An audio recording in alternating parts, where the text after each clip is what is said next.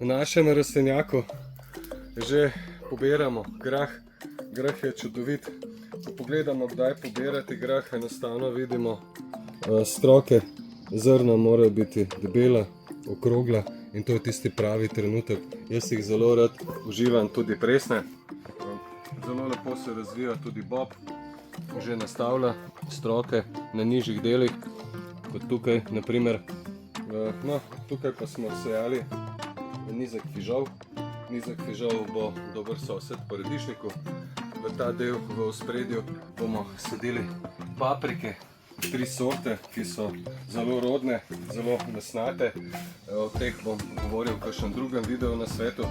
Dodali smo pa tudi organsko gnojilo v obliki pelet, ki ga vidimo, vdelamo na globino korenin, zelo enostavno, z ruskimi vilami. Postopek ne ponovimo samo enkrat in zadeva je končana. Potem po potrebi, če je sploh treba, zrahljamo, mogoče samo še z grabljami. Na sosednji gredi, kjer so zdaj organska gnojila v obliki pelet, bomo sadili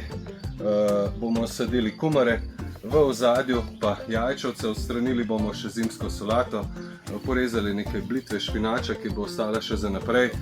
Poskrbite za sajenje plodov tudi vi.